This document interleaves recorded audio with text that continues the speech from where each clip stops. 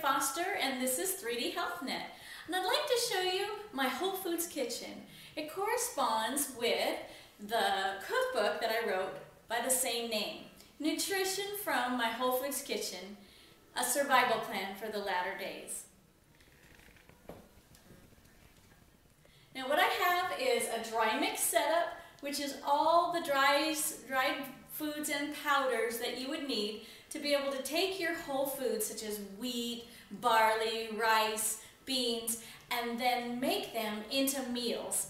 So much better than you can get at any store or at any restaurant.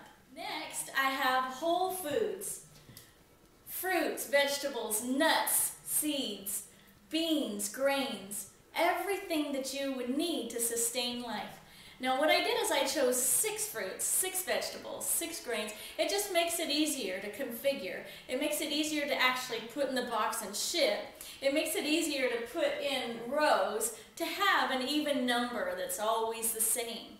So I set this all up and it works. It's been working now for 4 years. You need your seasonings. You need your powders like honey powder and vanilla powder to make foods into dry mixes, just like you would get at the store, so that you can just add water and make pancakes, or just add water and make crepes, or waffles, or muffins. You need to be able to make it as convenient as if you were shopping at the store, or else it would be too hard to keep up with and people would just drop out. And I know I would. If it was too hard, I wouldn't want to keep doing it. So those are the 3 stages I have in my Whole Foods cookbook.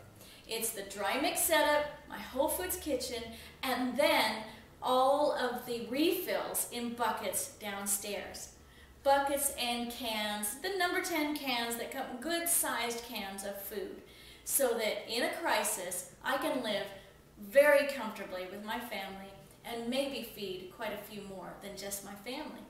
It takes quite a bit of effort to learn how to cook from these whole foods, but I loved every minute of it. It's been a fabulous little adventure. And then to plant a garden and have all my fresh stuff come from the garden, and then find a cow in the local area that I could go and milk and get fresh milk that I know is not going to have any kind of preservatives or antibiotics.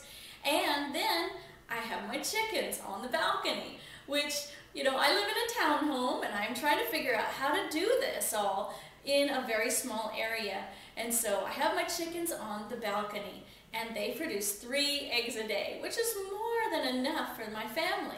So I feel like I've arrived. I'm very excited. I have everything I need to be able to sustain life for my family for a very long period of time.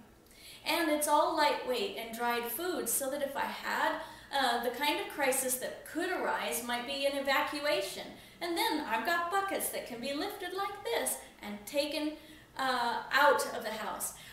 Or I could come in the house, hunker down, close up all the windows, and stay indoors for a long period of time. So there's a couple of different crises types that we might have to prepare for. And those are 2. Coming in for long periods of time, or having to evacuate. If that makes sense to you, give us a call and we will talk to you more about it.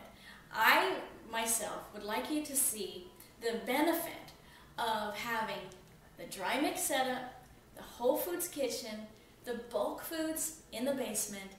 This is Terrae Foster, 3D Health. Please visit 3dhealth.net. That's 3D Health, HEALTH.net. See you